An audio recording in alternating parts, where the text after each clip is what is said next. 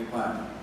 और विशेष करके मैं इलोहिम लुथरन फेलोशिप के लिए भी धन्यवाद करना चाहता हूँ कि उन्होंने ऐसा एक सौभाग्य दिया कि मुझे भी यहाँ आमंत्रित किया गया और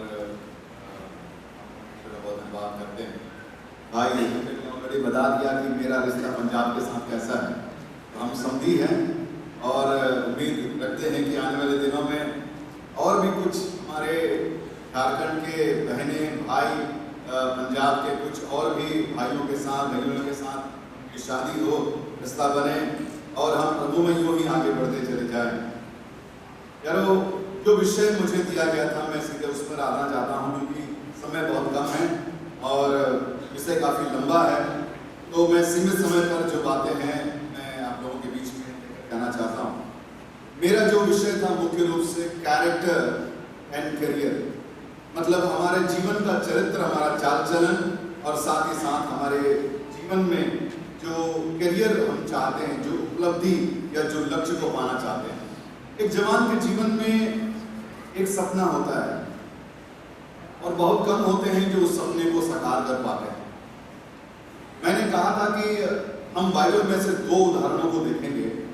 पहले उदाहरण को हम लोगों ने देखा था जो अपने जीवन में केवल और केवल करियर को बनाना चाहता था, मतलब एक बड़े मुकाम पर आना चाहता था, पैसे कमाना चाहता था, एक बड़े पद पर आना चाहता था, लेकिन उसने परमेश्वर को दरकिनार किया, परमेश्वर को उसने ठुकरा दिया, वचनों को ठुकरा दिया और हमने देखा कि उसका अंजाम क्या हुआ।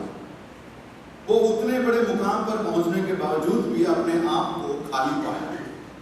अपने आप में उसने पाया कि मैं गलत था, मेरा निर्णय गलत था और इस गलत निर्णय के कारण इसका असर ना केवल मेरे जीवन पर पड़ा परंतु मेरे आने वाले पीढ़ी पर भी पड़ा।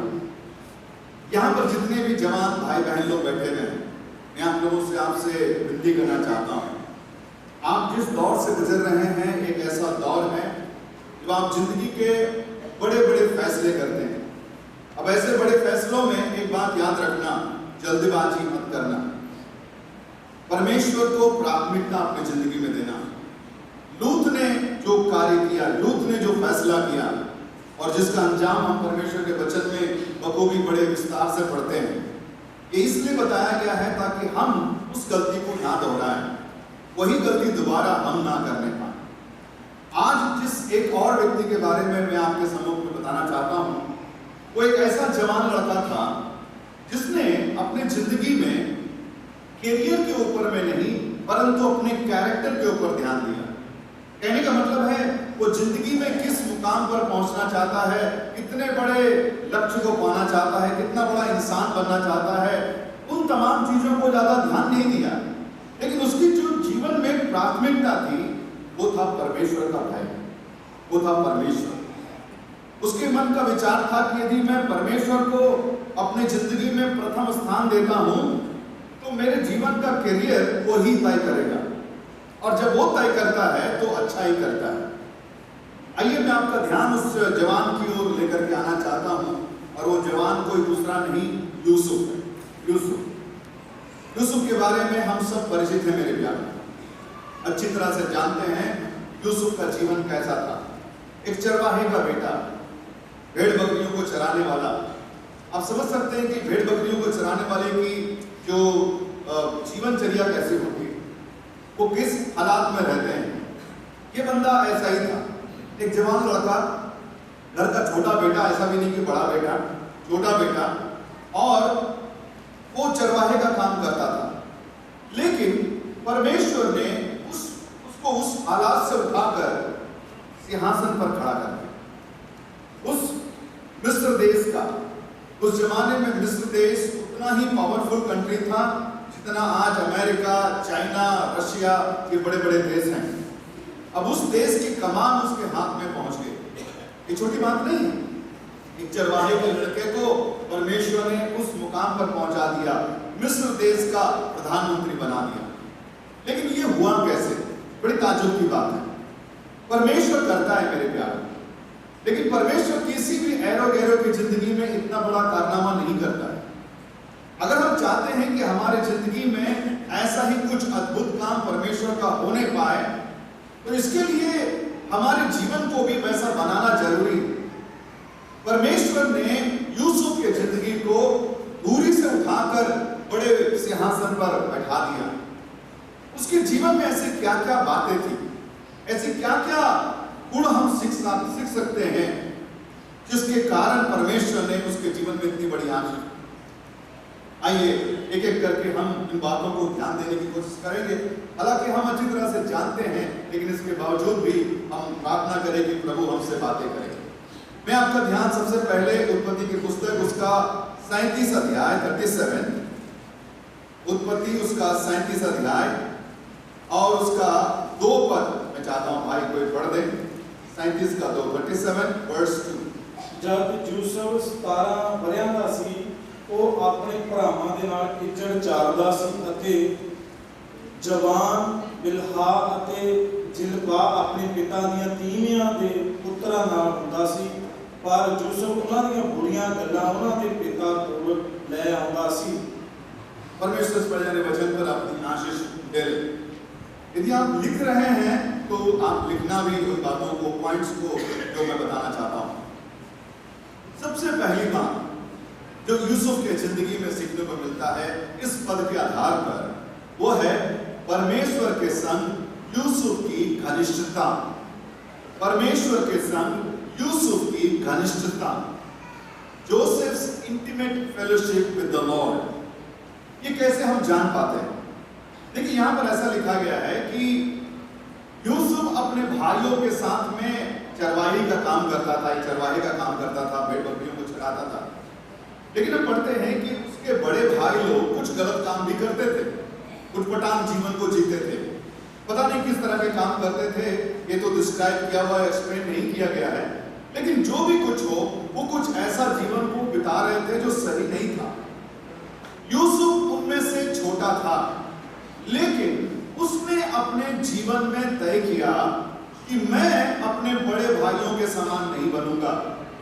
मैं परमेश्वर के साथ में मेरा रिश्ता मजबूती से बना रहना है, तो मेरा जीवन बिल्कुल अलगाव का जीवन होना बहुत जरूरी है। एक पवित्रता का जीवन होना जरूरी है, एक घनिष्ठता का होना बहुत जरूरी है। इसके कारण उसने अपने जीवन को अपने भाइयों के जैसे चाल चलन नहीं करते हुए अपने आप को परमेश्वर में बनाए रखा। देखिए बाइबल में कहीं ऐसा नहीं लिखा गया है कि वो कहीं पर बैठ करके प्रार्थना कर रहा है या दुआ कर रहा है या प्रभु के साथ समय को बिता रहा है, लेकिन उसके जीवन के इस प्रक्रिया के द्वारा, इस प्रतिक्रिया के द्वारा हम समझ पाते हैं कि वो बाकी लोगों के जैसा बनना नहीं चाहता, अपने भाइयों के जैसा बनना नहीं चाहता, उनके जैसे बुरे चाल चलन को नहीं अपनाना चाहता, लेकिन वो अपने आप को परमेश्वर में बनाए रखना चाहता। ये आसान बात नहीं होता मेरे प्यारों, जवानों के लिए खास करके आप लोग जानते हैं। जिस समाज में आप रहते हैं, जिस कॉलेज स्टूडेंट्स के साथ आप घूमते हैं, पढ़ाई करते हैं, जिनके साथ आपका उठना बैठना होता है, जिसके साथ आप नौकरी करते हैं, ऑटोमेटिकली धीरे धीरे चाहे या ना चाहे आप उनके जैसे बनने लगते हैं। उनकी आदतें, उनका चाल चलन, उनका पोशाक, उनका आदतें, सब कुछ आप में ढलने लगता है और धीरे धीरे आप उनके जैसे बनने लगते हैं। ये होता ही है आमतौर पर। लेकिन यूसुफ आपके जैसा ही एक जवान लड़का था। उसने अपनी जिंदगी में ठाना, मेरे लिए परमेश्वर ही सब कुछ, मेरे लिए परमेश्वर की संगति सबसे इंपॉर्टेंट है। मैं अपने आप को उनके जैसे नहीं बनाऊंगा, मैं अपने आप को अलग करके रखूंगा, मैं प्रभु के लिए अपने जीवन को अलग करके बिताऊंगा। और मैं बताऊं मेरे प्यारों, जब आप ऐसा करते हैं ना, जब आप परमेश्वर के साथ में जुड़ करके संगति बिताते हैं, तो परमेश्वर भी आपके साथ में वैसा ही समय को बिताता है, घनिष्ठता का। और ना केवल वो बिताता है, परंतु वो आपके जीवन में काम करना भी आरंभ कर देता है। जब आप उसके संगति में समय को ज्यादा बिताते हैं, उसको जीवन में प्राथमिकता देते हैं, वो ऐसा परमेश्वर है जो कोई मूर्त नहीं है, कोई तस्वीर नहीं है, वो बातें करता है मेरे प्यार, वो बातें करता है। और वही हुआ, परमेश्वर ने यूसुफ से बातें करना आरंभ किया। जब यूसुफ यूसुफ परमेश्वर के साथ समय को बिताने लगा। यूसुफ को परमेश्वर उसके भविष्य की बातें बताने लगा। यही तो हमारा टॉपिक है कि हमारा आने वाला करियर क्या होगा, हमारे आने वाला भविष्य क्या होगा। हम सबको इसके विषय में चिंता है। हम सब इसके विषय में सोच करके घबराते हैं कि मेरा भविष्य क्या होगा, मैं क्या करूंगा, कैसे करूंगा, मेरी पढ़ाई के विषय में, मेरी नौकरी के विषय में, मेरी शादी के विषय में, मेरे व्यवसाय के विषय में, मैं कहां जाकर रहूंगा, क्या करूंगा, वगैरह वगैरह, बहुत सारी बातें हम घबराते हैं। लेकिन पता है यूसुफ, उसे भी चिंता थी, उसे भी फिक्र थी, लेकिन वो घबराया नहीं। उसे मालूम था कि ये कहां से मुझे प्राप्त हो सकता है। उसने परमेश्वर के साथ अपने आप को अलग करके समय को बिताया और परमेश्वर ने उससे बातें की। वही बात हम दूसरे पॉइंट में देखते हैं। अब जरा से आ जाइए उसी का 37 अध्याय और उसका 5 पद को कृपया करके पढ़ दीजिएगा। 5 पद को। फिर यूसुफ ने एक सुपना वेख्या कि अपने भरावां नूं दस्या तां ओह ओहदे नाल होर बैर रखण लगे। उसका 11 पद को भी जरा पढ़ दीजिएगा। तां ओहदे भरावां नूं खुणस आई पई, पर ओहदे पिता ने इस गल नूं चेते रखिया। मेरे प्यारों, यहाँ पर हम पढ़ते हैं परमेश्वर यूसुफ से बातें कर रहा है और मैंने इसको पॉइंट ऐसा दिया हुआ है, दूसरा पॉइंट, आने वाले अपने कल के विषय में यूसुफ की स्पष्टता। आने वाले अपने कल के विषय में यूसुफ की स्पष्टता। Joseph's clarity about his future. ये बहुत इंपॉर्टेंट है मेरे प्यारों जिंदगी में। अगर आपके जीवन में क्लैरिटी नहीं है, आप क्या बनने जा रहे हो, परमेश्वर आपके जीवन में क्या चाहता है, आप बड़े कंफ्यूज जीवन को बिताओगे। आप बड़े कंफ्यूज जीवन को बिताओगे। यूसुफ एक ऐसा इंसान था जिसने परमेश्वर को अपने जीवन में प्राथमिकता दिया। उसके लिए पवित्र जीवन, परमेश्वर के लिए अलगाव का जीवन, अपने मित्रों के समान, अपने दोस्तों के समान, बाकी लोगों के समान बेकार में अपना समय और पाप में अपना समय को बिताने के बजाय उसने परमेश्वर को प्राथमिकता दिया और परमेश्वर ने उसके सम्मुख में दर्शन दिया। ऐसा लिखा गया। दर्शन दिया मतलब बाइबल में हम पढ़ते हैं मेरे प्यारों, जिसके जीवन में दर्शन नहीं है, दर्शन के बिना इंसान निरंकुश हो जाता है। इंसान निरंकुश। परमेश्वर ने यूसुफ के जीवन में दर्शन दिया कि उसके जीवन में वो क्या करने वाला है, उसका फ्यूचर क्या होने वाला है। मैं हमेशा इस बात को सोचता हूं, आज जवानों के जीवन में जो सबसे बड़ी दुविधा है ना, वो है आने वाले भविष्य के अनक्लैरिटी के लिए। मतलब उसके जीवन में कोई जानकारी नहीं है। आप किसी को पूछ लीजिएगा, भाई आप आगे बढ़ के क्या करोगे, पता नहीं क्या करोगे, मैं पढ़ाई तो कर रहा हूं, आगे क्या पढ़ाई करोगे, मेरा दोस्त ने बोला ये पढ़ाई करने के लिए, उसने बोला ऐसा पढ़ाई करने के लिए, नौकरी क्या करोगे, मैं सोच रहा था ऐसा करूंगा। लेकिन आप अगर सचमुच में अगर आप देखोगे, अधिकांश जवानों की जिंदगी में कोई क्लैरिटी आप नहीं पाओगे। कर तो रहे हैं, पढ़ाई तो कर रहे हैं, नौकरी भी करने के लिए आगे बढ़ रहे हैं, लेकिन उसकी जिंदगी में एक प्रकार की दुविधा है, एक प्रकार की क्लैरिटी की कमी है। मैंने एक भाई से मैंने पूछा, छोटा सा लड़का था, प्रभु के दास का एक बेटा था, तो उसमें मैंने उसको पूछा कि बेटा बड़ा होकर के क्या बनोगे। मैं बाइबल स्कूल में पढ़ा रहा था, तो एक एक करके पूछने लगा, तो उसके जवाब को सुन करके मुझे बड़ा ताज्जुब लगा। वो बोलता है मैं सांप पकड़ने वाला बनना चाहता हूँ, बड़ा होकर के मैं सांप पकड़ूंगा। तो मैंने बोला ये कहाँ से सीखा भाई, बड़ा अजीबोगरीब लगा, सांप पकड़ने वाला। वो कहता है कि मैंने डिस्कवरी चैनल में देखा था कि सांप कैसे पकड़ते हैं, क्या बात है, मैं वैसे ही बनना चाहता हूँ। आप समझ पा रहे हैं, जवानों को पता नहीं चलता है कि मुझे क्या बनना है। मेरी बहन जो छोटी थी, जब मैं उसको पूछता था कि क्या बनेगी तू बड़े होकर के, वो हमेशा बोलती थी वो जो रस्सी में लटक करके डांस करते हैं ना, हिलते रहते हैं, तो मेरी बहन बोलती थी मैं बड़े होकर के ऐसा बनूंगी। हंसी भी लगता था, लेकिन अब उसको उतना पता है बस। मेरे प्यारों, कई जवानों की जिंदगी में यही बहुत बड़ी समस्या है। वो आने वाले दिनों में क्या बनना चाहते हैं, क्या करना चाहते हैं, कोई क्लैरिटी नहीं है। और क्लैरिटी नहीं होने के कारण वो हमेशा गलत चुनाव करते हैं, गलत गलत रास्ते को अपना लेते हैं। उनको नहीं पता कि मेरे जीवन साथी कौन होना चाहिए। इसी वजह से क्या होता है, कोई भी मिल जाए चलेगा, वो लड़की हाँ बाद दूसरे लड़का, पता नहीं कितने को चेंज करेंगे, कितने नौकरी को चेंज किया, कितनों ने अपने करियर का जो अपने स्टडीज को चेंज किया, कोई क्लैरिटी नहीं है। लेकिन यूसुफ की जिंदगी में बिल्कुल ऐसा नहीं था मेरे भाई। उसके जीवन में परमेश्वर ने स्पष्ट रीति से एक क्लैरिटी दिया कि बेटा तू क्या होने वाला है मैं बताता हूं।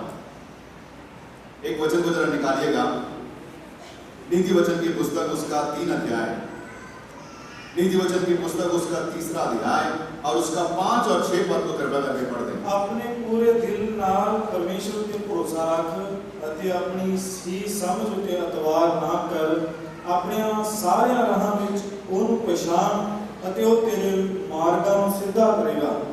मेरे प्यारो, परमेश्वर का एक योजना आपके जिंदगी के लिए है।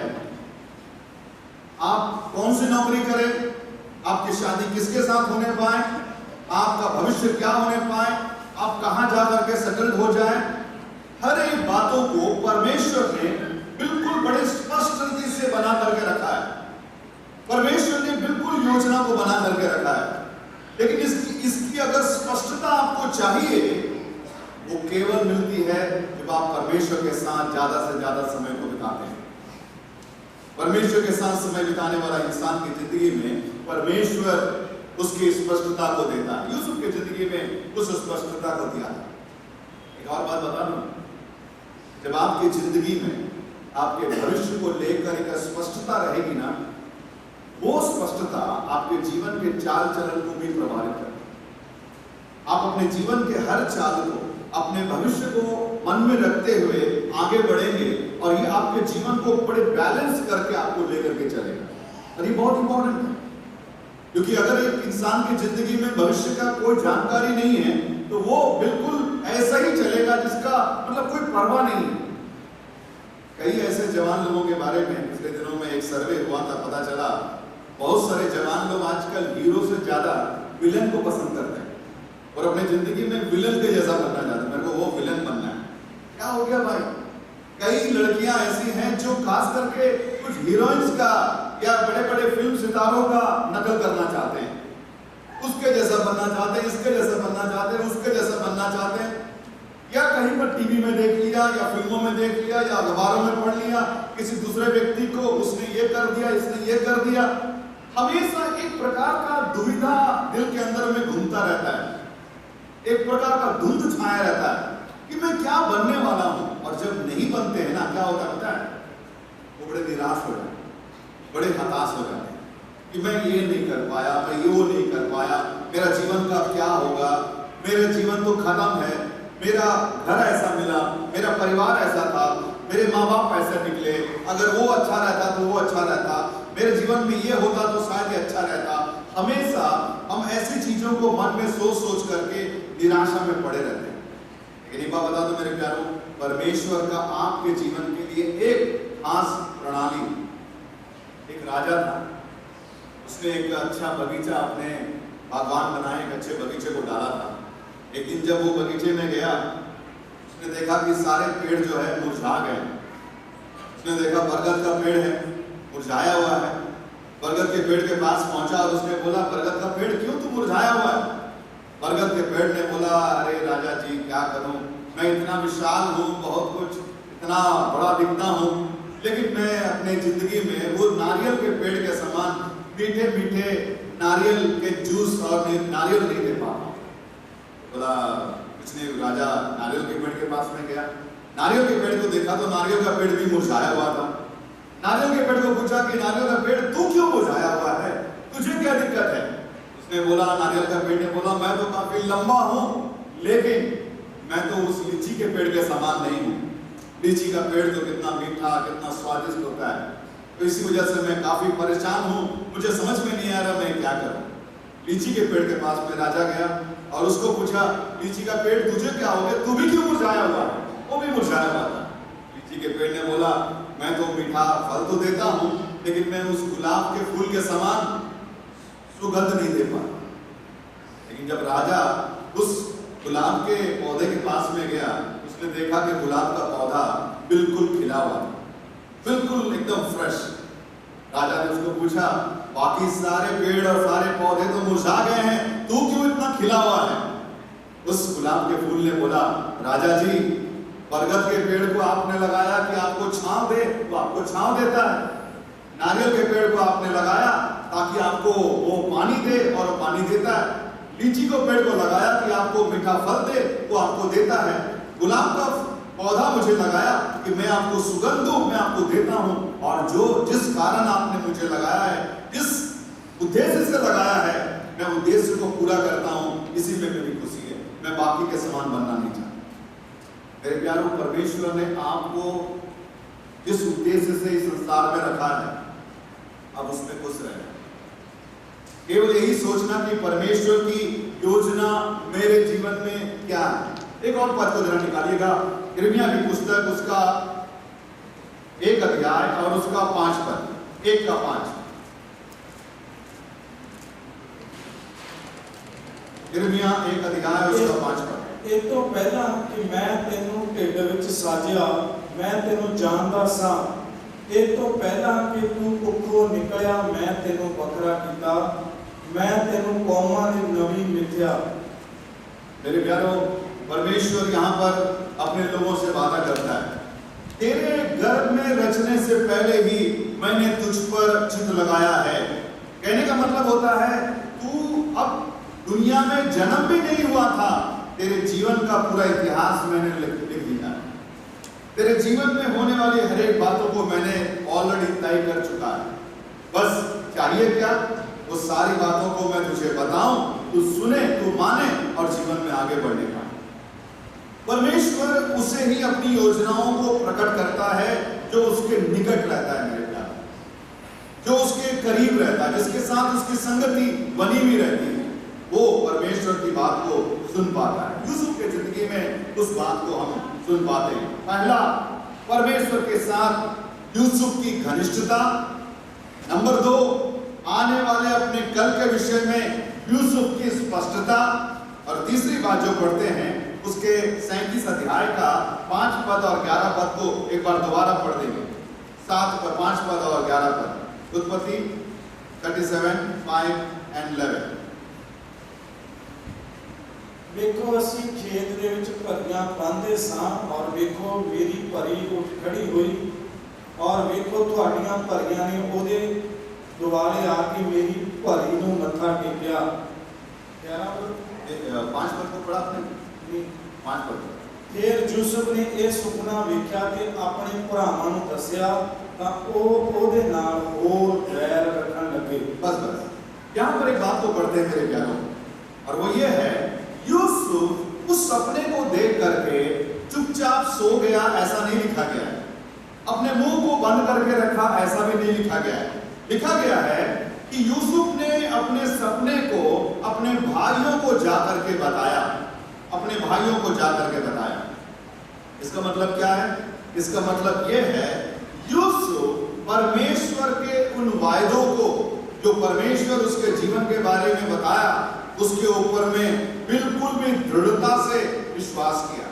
तो तीसरा पॉइंट होगा, परमेश्वर के वायदों पर यूसुफ की दृढ़ता। परमेश्वर के वायदों पर यूसुफ की दृढ़ता। Joseph's faith and firmness in the promises of God। एक बात और बता दूं मेरे प्यारों, बड़े स्पष्टता से समझिएगा। परमेश्वर ने उस जमाने में यूसुफ को दर्शन के द्वारा बातें किया, उसके भविष्य को प्रकट किया। लेकिन आज आप ऐसे उम्मीद मत करिएगा कि परमेश्वर आपको दर्शन या स्वप्न के द्वारा बातें करे। ना, ऐसा नहीं होता है। आज परमेश्वर अपने वचन बाइबल के द्वारा आपसे बातें करता है। बाइबल के वचन के द्वारा आपके जीवन के मार्गदर्शन को बताता है।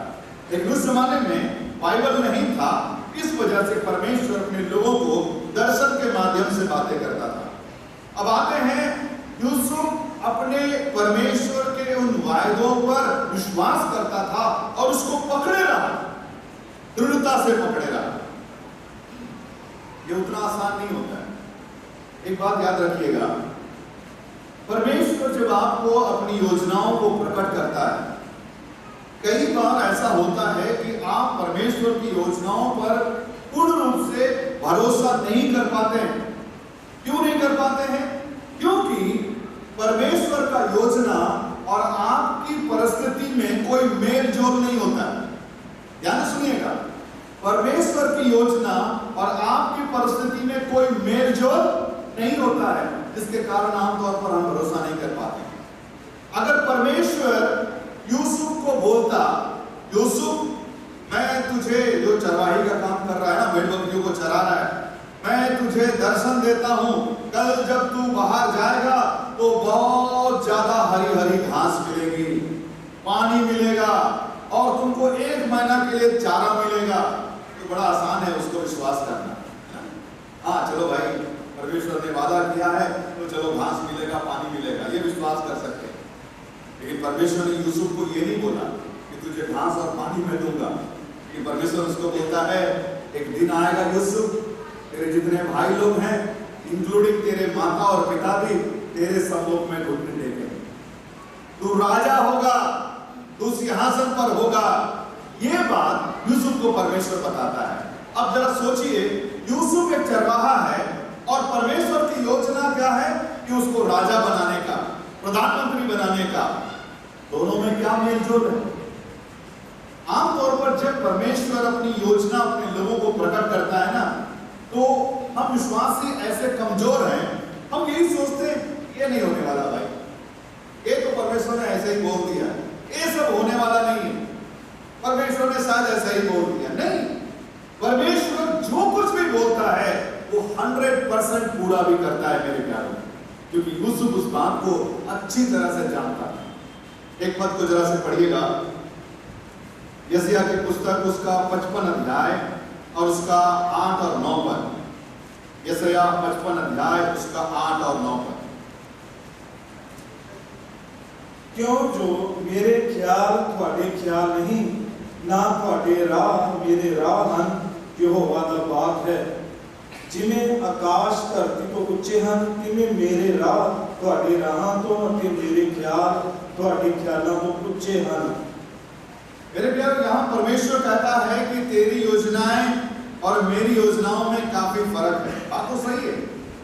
अगर आप एक गरीब के परिवार में पैदा हुए, आपके माता पिता की हालत उतनी ठीक नहीं है, आप जहाँ रहते हैं वहाँ वातावरण ठीक नहीं है, कई कमी घटी है, हो सकता है आप शारीरिक रूप से कमजोर होंगे, हो सकता है कि आपके अंदर में पढ़ने के लिए या सीखने की उतनी इच्छा ना हो, आप कमजोर होंगे, आप कई रीति से बहुत अपने आप को नीचा मानते होंगे, छोटा मानते होंगे।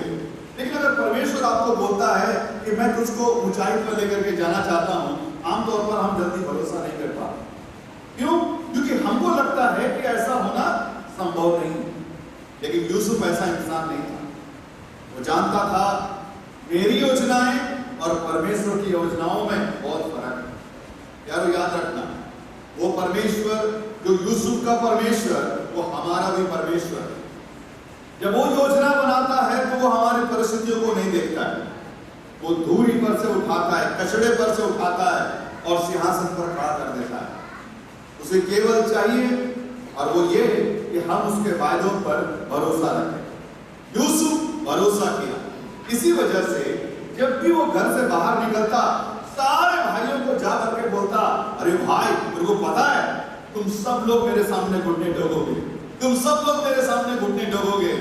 आज तो मैं छोटा हूं, मुझे धमकाते हो, पीटते हो, मारते हो, ये करते हो, वो करते हो, लेकिन अपना भी टाइम आने वाला है, मेरा भी टाइम आने वाला है, मैं ऊंचाई पर पहुंचूंगा, तुम सब लोग झुकने वाले हो।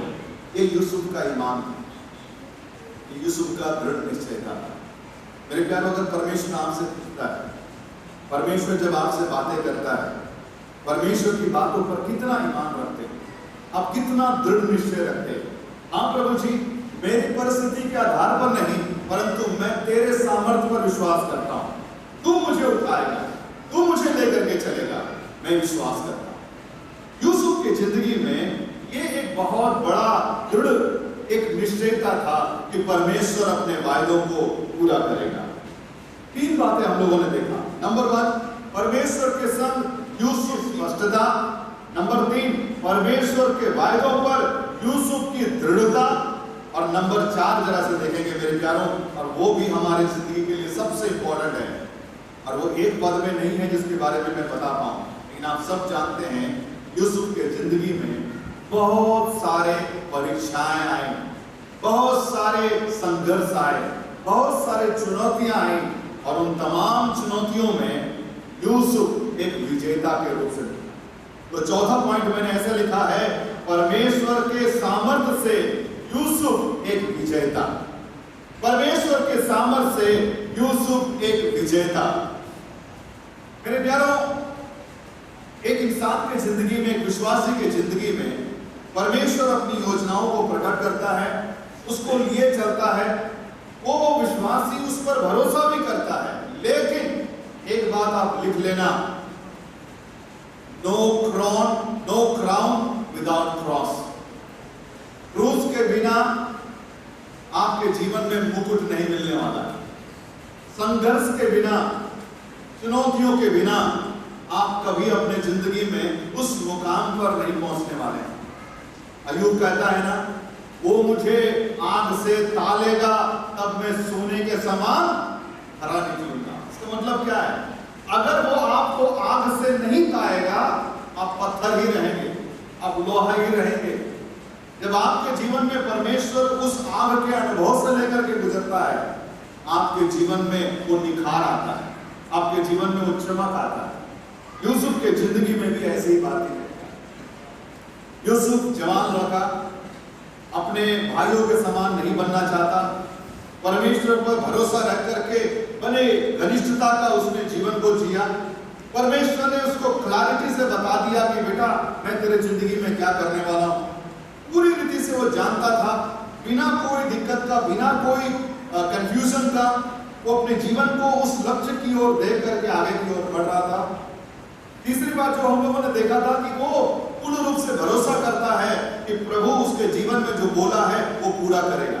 लेकिन परमेश्वर ने उस मुकाम पर उसको पहुंचाने से पहले कई प्रकार के परीक्षाओं से उसे गुजरने के लिए दिए। उसके भाई लोगों ने उसको नफरत की, उसके भाई लोगों ने उसको मारा, पीटा, उसको जान से मारने के लिए उसको एक गड्ढे में डाल दिया। लगभग उन्होंने तय कर लिया था कि उनको मार देंगे, खत्म कर देंगे। कई प्रकार के संघर्ष का सामना करना पड़ा, यहां तक कि जब वो पोतीफर के घर में काम कर रहा था, पोतीफर की पत्नी ने उसके साथ में एक गलत संबंध बनाने का कोशिश किया। लेकिन यूसुफ के जीवन में वो जो सपना, वो जो दर्शन जो परमेश्वर ने दिया था, वो बात उसके दिल में बार बार गूंज रहा था। मेरे जीवन में परमेश्वर ने ये गोल दिया है, एक लक्ष्य दिया है, और मैं उस लक्ष्य को देख करके जीवन में आगे की ओर कदम को बढ़ा रहा हूं। चाहे कोई भी संघर्ष आ जाए, चाहे कोई भी चुनौती क्यों ना आ जाए, मैं अपने जिंदगी में झुकूंगा नहीं। मैं अपने जिंदगी में कभी अपने आप को समर्पित नहीं करूंगा। वो आगे बढ़ा मेरे प्यारे, अपनी जिंदगी में वो आगे बढ़ने लगा। आपकी जिंदगी में भी याद रखना, जब परमेश्वर कोई बड़ा काम करने वाला है, आप चाहते हैं कि परमेश्वर की सामर्थ आपके जीवन में काम करे, तो ये विश्वास रखना, ये उम्मीद रखना कि परमेश्वर आपके जीवन में कई चुनौतियों को लेकर के आएगा। आपके अपने लोग आपके बैरी बन जाएंगे, आपका विरोध करेंगे। परमेश्वर के लोग ही आपके साथ में खिलवाड़ करेंगे, गेम खेलेंगे। कई प्रकार के ऐसे चुनौतियों का सामना करना पड़ेगा। कई जवान लड़के आपके जिंदगी में आएंगे, कई जवान लड़कियां आपके जिंदगी में आएंगी, आपको उस लक्ष्य से भटकाने के लिए, उस लक्ष्य से आपको पीछे करने के लिए। लेकिन विजेता वही होता है जो आगे बढ़ता है, जो आगे बढ़ता है मेरे प्यारों, अपने लक्ष्य की ओर देखते हुए, उस निशाने की ओर देखते हुए। उसे कोई परवाह नहीं है उसके जीवन में कैसे कैसे संघर्षों का सामना उसे करना पड़ रहा है, कितने सारे मुश्किलों का सामना उसे करना पड़ रहा है। लेकिन उसके जीवन में केवल एक ही तमन्ना है, मैं आगे बढ़ूंगा, मैं आगे बढ़ूंगा। मेरे प्यारों, मुख्य रूप से ये चार बातें थी। ये सारे मुश्किलों को, सारे चुनौतियों को, ये सारे बातों को वो पार करते हुए यूसुफ जब आगे बढ़ा, परमेश्वर ने उसके जीवन में वो बड़ा अद्भुत काम किया। समय की कमी की वजह से मैं समाप्त करना चाहता हूँ। मेरे प्यारों, 4 बातें हम लोगों ने देखा। नंबर 1, परमेश्वर के साथ यूसुफ की घनिष्ठता। परमेश्वर आपसे पूछ रहा है, जवान भाई बहन, आपका परमेश्वर के साथ रिश्ता कैसा है? प्रतिदिन का प्रार्थना का जीवन कैसा है? कलीसिया के साथ में आपकी संगति कैसी है? आपका पर्सनल लाइफ कैसे है? क्या पवित्रता के साथ रहते हैं? क्या अपने दोस्तों के समान बनना चाहते हैं? अपने पड़ोसियों के समान बनना चाहते हैं? आपका परमेश्वर के साथ संबंध कैसा है? क्या परमेश्वर आपसे बातें करता है? क्या परमेश्वर की बातों को सुन पा रहे हैं? नंबर 1। नंबर 2, आने वाले समय के बाद आने वाले कल के विषय में यूसुफ के जीवन में एक स्पष्टता था। आपके जीवन के बारे में सोच करके देखना, क्या वो स्पष्टता आपके जीवन में है? क्या आप जानते हैं आप क्या करने वाले हैं? क्या परमेश्वर का क्लियर गाइडेंस आपके जीवन में है, अगुवाई है? अगर प्रभु के साथ में आपका रिश्ता सही है तो यकीन बताता हूं मेरे प्यारों, परमेश्वर आपको कंफ्यूजन में नहीं रखेगा। परमेश्वर आपको किसी विषय में कंफ्यूजन में नहीं रखेगा।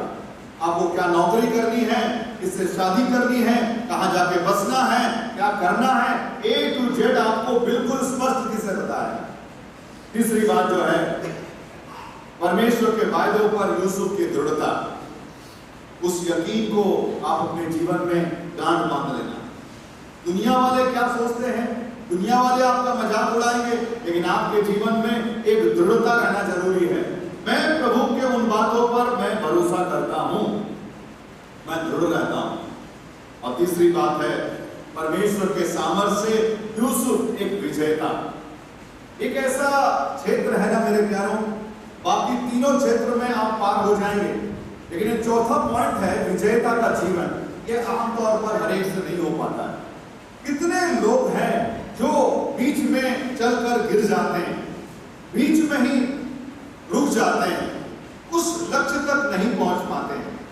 लेकिन यूसुफ ने अपनी जिंदगी में ठान लिया था, यदि मैं चाहता हूं कि परमेश्वर मेरे जीवन में काम करे, अपने सारे वायदों को पूरा करे, मैं उस लक्ष्य को हासिल करने पाऊं, तो मेरे लिए इंपॉर्टेंट है कि मैं विजेता का जीवन करूं, विजेता का जीवन। मैं एक कहानी को बता करके बस समाप्त करना चाहता हूं। मैं जहां रहता हूं झारखंड में, वो एक छोटा सा जगह है, काफी बड़ा शहर नहीं है, एक छोटा सा टाउन है। आजकल तो ई-रिक्शा चालू हो गया हमारे क्षेत्र में, लेकिन एक जमाना था जब साइकिल रिक्शा, मात्र साइकिल रिक्शा चलता था। तो जब भी मैं कहीं मिनिस्ट्री करने के लिए कोई बाहर कोई दूसरे जगह पर गया, वापस आया, रात के समय हो चाहे दिन के समय, कोई भी साइकिल रिक्शा वाले को बोलता था, मतलब समझ गया ना, साइकिल रिक्शा पैडल मार करके चलाते हैं, तो उसको ले लेता था और घर जाता था अपने। तो ऐसा ही एक बार मुझे याद है, रात के समय में मैं करीब 1 बजे के आसपास ट्रेन से उतरा और मैंने देखा कि पूरा स्टेशन खाली, मतलब आगे में जो रिक्शा वाले का स्टैंड में कोई रिक्शा वाला नहीं था, लेकिन एक रिक्शा वाला अकेला वो अपने रिक्शे में सोया हुआ था, लेटा हुआ था। मैं नजदीक गया और उसको बोला, भाई साहब क्या आप चलोगे? हाँ साहब जरूर जाएंगे, जरूर जाएंगे। गमछा निकाला, अपने कमर में बांधा और बैठ गया। कहाँ जाना है साहब? मैंने बता दिया। अब वो रिक्शा को चलाते हुए जा रहा था। रिमझिम बारिश हो रही थी, रात 1-1:30 बज रहा था और वो रिक्शा वाला चलाता हुआ लेकर के जा रहा था। मुझे उस रिक्शा वाले के मेहनत को देख करके बड़ा तरस आया, तो मैं बातचीत से उससे पूछने लगा, और क्या करते हो, कितने बच्चे हैं आपके, बच्चे हैं कि नहीं है? हाँ साहब है ना, 2 बच्चे हैं ना, 2 बच्चे हैं। अच्छा बच्चे लोग क्या करते हैं? हाँ बच्चे लोग पढ़ाई करते हैं ना साहब। तो मैंने पूछा कि आप कमा कितना लेते हो? हम कमा लेते हैं साहब, दिन भर में काम करते हैं 300, 200, 400 ऐसा होता है साहब, 19-20 हो जाता है। बच्चे लोगों का पढ़ाई वाला, बच्चे लोगों को पढ़ाई में मैंने कभी नहीं किया साहब। मैं पढ़ाई के लिए मैंने पूरा मेहनत किया साहब, मैंने कर्जा लिया साहब, मैंने 10,000 रुपया का कर्जा लेकर के इंटरेस्ट उसका जो ब्याज चुकाते हुए मैं अपने दोनों बच्चों को एक अच्छे स्कूल में मैंने दाखिला दिया साहब।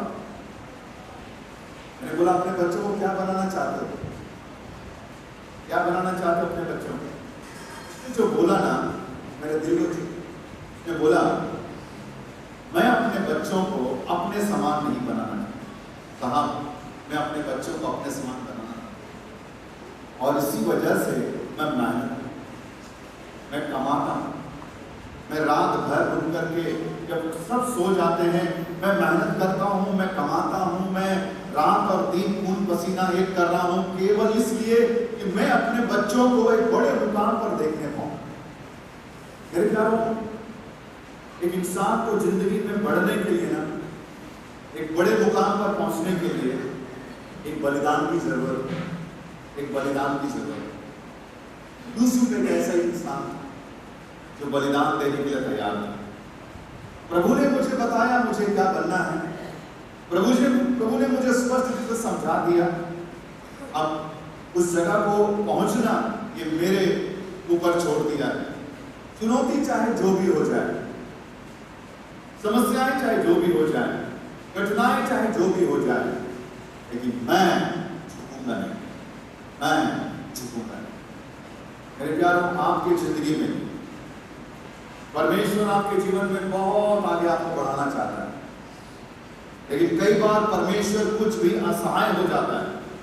उसका कारण है आप झुक जाते हैं, आप झुक जाते हैं शैतान के पास, परीक्षाओं के पास, उस संघर्ष के पास। आप बोल पाते हैं कि प्रभु मुझसे नहीं होगा, मैं नहीं कर पाऊंगा, बस इतना ही। प्रभु को बड़ा बड़ा बड़ा दुख लगता है मेरे प्यारों, प्रभु का हृदय झिक जाता है। ये मेरा बच्चा क्या कर रहा है, क्या कर रहा है। उस रिश्ते वाले के बारे में जरा सोचे। उसके जीवन में एक ही सपना है कि मेरे बेटे को, मेरे बच्चों को मैं उस मुकाम पर पहुंचाना चाहता हूं, और इसके लिए मेरी गरीबी मुझे रोक नहीं सकती, मेरे जीवन में जो समस्याएं हैं मुझे रोक नहीं सकती। चाहे कुछ भी हो जाए मैं झुकूंगा नहीं, मैं आगे बढ़ूंगा। यारों, इन्हीं बातों से मैं समाप्त करना चाहता हूं। आप इस कैंप में कैसे आए थे मुझे नहीं पता। जितने भी लोग यहाँ पर बैठे हैं, एक बात याद रखना, आपके जीवन में जो परमेश्वर की योजना है उसको केवल और केवल एक व्यक्ति बर्बाद कर सकता है, और वो है आप स्वयं। आप स्वयं। आप यदि अपने जीवन में झुक जाएं, यदि आप अपने जीवन में पाप में गिर जाएं, कोई उसको निवारण नहीं कर सकता। परमेश्वर आपके जीवन में एक बड़ी योजना को बनाए रखा है। यूसुफ की जिंदगी में रखा था, नीचे से उठाकर सिंहासन पर खड़ा कर दिया। वही परमेश्वर आज हमारा भी परमेश्वर। प्रभु सहायता करे मेरे प्यारों। एक मिनट के लिए अपने अपने सिरों को जरा झुकाएं, एक बार अपने जीवन पर कंट्रोल करके देखें। परमेश्वर ने कितनी बार आपसे बातें की, आपके मनों से बातें की। आप कितनी बार परमेश्वर के बातों को जानने के बावजूद भी पाप में गिर गए। आपको पता था कि ये सही नहीं है, बारंबार गिर गए। परमेश्वर की योजनाओं को आपने अपने पैरों से कुचल दिया।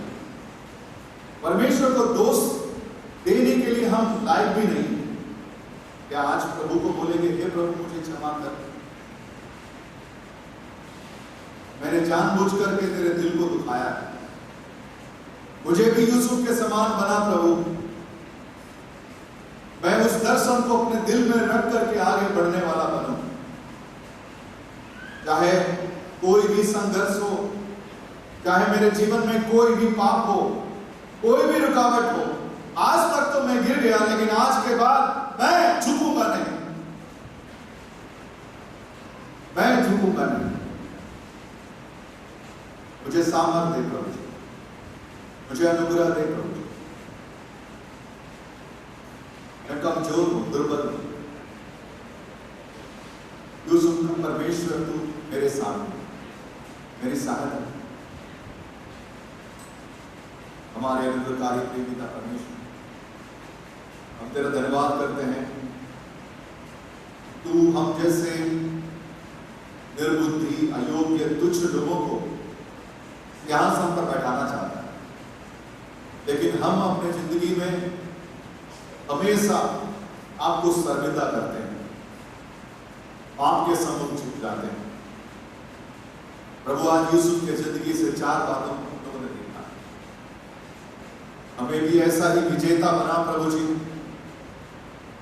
हम अपनी जिंदगी में, अपने चाल चलन पर, अपने जीवन के हर एक क्षेत्रों में तुझे भाने वाला बनाने का, तेरे योग्य बनाने वाले बने, क्योंकि हमारा भविष्य तेरे ही हाथों में, तेरी योजना हमारे जीवन में पूरा होने। हम अपने आप को आज तेरे हाथों में सौंप, हमारी इस प्रार्थना को हमारे उद्धारकर्ता सिखलाने वाले प्रभु यीशु मसीह के बेटे के नाम से मांगते हैं, सुन और आमीन।